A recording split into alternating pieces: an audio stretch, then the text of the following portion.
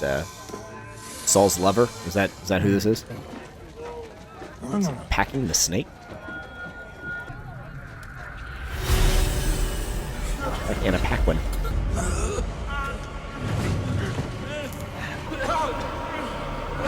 Yoav, you didn't ride out with Avner? He ordered me to stay. Avner and we've had some discord. I hadn't seen that before. I mean, we did just skip ahead a year, and we hadn't seen it in the last episode, so I have no idea what he's talking about. And I also heard you were offering reading lessons. You already read. Good point. What is bothering you? So I like the scene that he's flirting with her and trying to be more than friends, but he has no idea how to do it. Yoav has been socially awkward this entire time since the first season, since his first appearance in the first season. Honestly, though, I was kind of scared that things were going to take a dark turn in this scene, and they don't, fortunately. But the way that it's shot, I thought that's what they were going for. So I'm not sure what they're doing with Yoav's character, especially in regards to him liking Mikhail. Your hands? I've noticed you do that when you're worried. Do you make a habit of watching every little thing people do? Only the interesting ones. Good response, not creepy. It's David. Complimentary. I worry whenever he leaves. Can't help it. He has my heart. I fear he always will. I feel sorry for Yoav here. Will you do something for me? Anything. Protect him. I already am. That line had so much weight behind it, so much uncertain weight. Like, is he trying to keep him from thinking about Mikhail? Is he trying to take Mikhail out of the picture for David? And that's what he means. And he's like, I'm trying to. Is he aware that David is anointed? And he's talking about what he did to throw Saul off the scent. I don't know. It was a very interesting line, which, like I said, there seems to be some issues with communication between the writers of these episodes. So that might not have meant what the writer of this episode and the writer of the last episode both wanted it to mean. I don't know what it means, but it really gave it some prescience. And there's a lot of ways to interpret it. I just hope that it doesn't end up being confusing. Dark, you shouldn't be here. You seem unwell. Shall I summon a guard? I need to know how the king cured himself of his curse. And how would I know that? There are no secrets in this palace that do not find my ears. I can't help you. Can't or won't, need I remind you I am the one who brought you here. Okay, so that's why I think that maybe the God of Swords is her father. Avner mentioned her being an Edomite slave. He's an Edomite. He brought her here. Seems like a logical conclusion, right? I saved you, Casey. I saved myself. Okay, and she's talking about her advancement. I want nothing more to do with you. Perhaps I speak to the king about the whisper side. Perhaps I should speak to him and watch you lose your head. I have no idea what whispers he's talking about. It seems like an odd threat. How about I tell the king about you, his lover, and get him to turn against you? And she's like, or I could get him to turn against you. That seems a lot easier to pull off. Dude, have you met a man? I've stepped beyond your control, Doeg. Now it is you who owes your life to my whim. It's pretty baller. Him and you. I love that that's his response. Just, you're a bad person. Bad. I mean, it shows how powerless he felt in that situation, but it's such a great response. Shame on you. She looked actually unnerved by the fact that he said that. Doesn't look like Anna Paquin now. On your knees, Israelites. I kneel to God, not to man.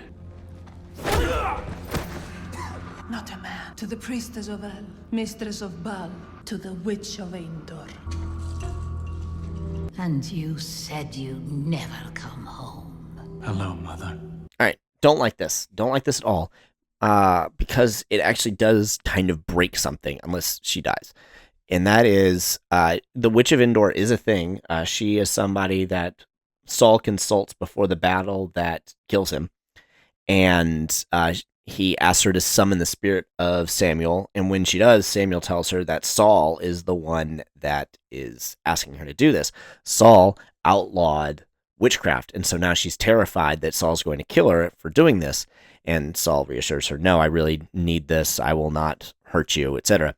And it makes it weird that she's Avner's mother because now everyone knows that she's here.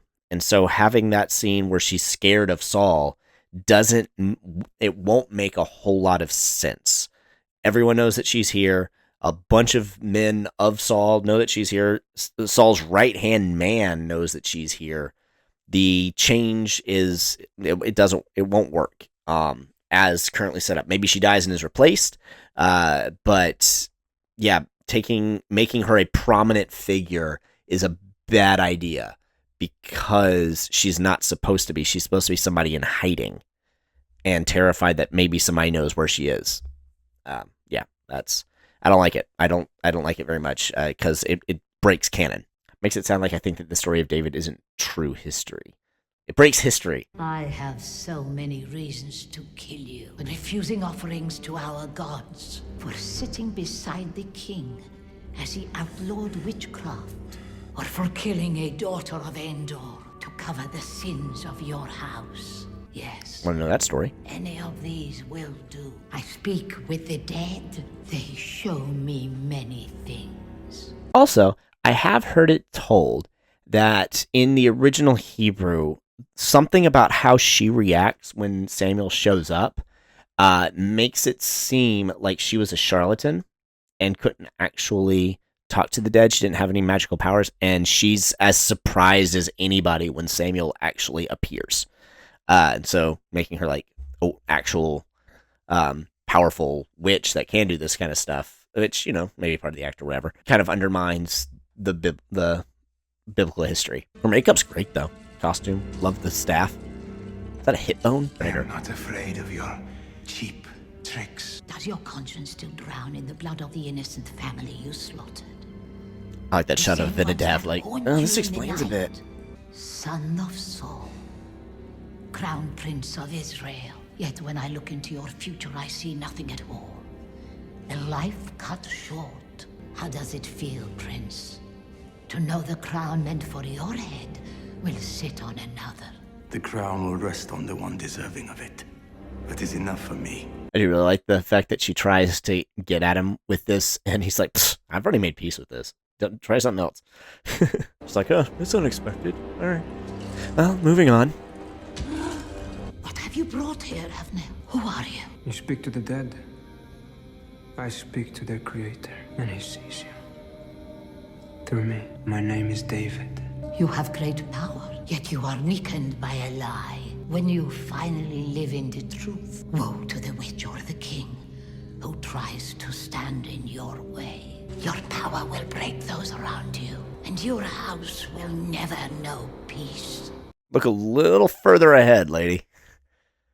Let them go, all of them. I do not want their blood on my hands. But one more thing, Avner. One day soon, the House of Saul will be defeated.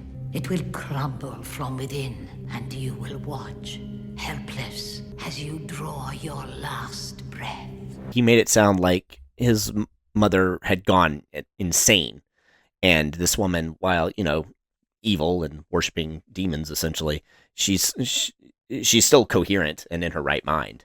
It doesn't quite mesh with what we'd been told. So I'm not sure how I felt about that scene. I don't think that it really did much. It might help move Eliav and Avinadav to talk to each other. But as far as the actual narrative, I don't think it really added that much to the story. But man, they really tried to make me okay with it because I think I mentioned last time, I love the trope of people that are following a demon and have, some kind of possession, being confronted with someone who is full of the spirit of God and just being terrified. I love that. I'm a sucker for it. I admit it. And that moment with David and her just, what? No, I don't like this. Nope, get him out of here. That makes me feel better about the scene. I gotta tell you that.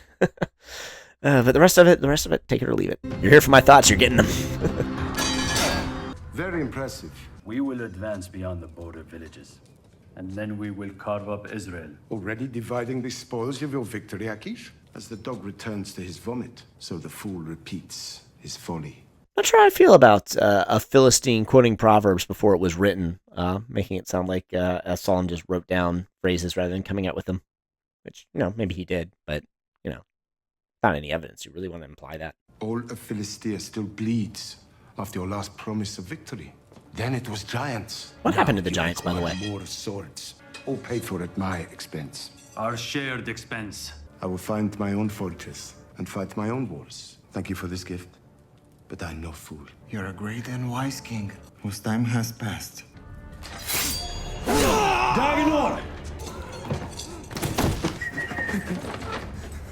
Now, Who's the young whistler? prince, would you like to suffer your father's fate, or join a new generation of kings? I will join you.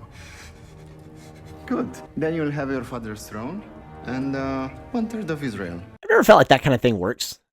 Yeah, I'll follow you. And then as soon as I get out of here and behind my own castle, I'll do whatever the heck I want. Yeah, right now you've got the upper hand, but let's be honest, our army is about evenly matched, which is why you needed my dad in the first place. And once I'm gone, then I can really make things a problem for you. Like, it's a very easy thing to lie about. Yes, lying is wrong, but, I mean, they don't follow the Ten Commandments. All hail King Hanun. Do not defy me again. I don't know if he really defied him. He didn't say, there was no moment of them saying, don't do this. He tried to stop him in the moment, and the thrust was already going.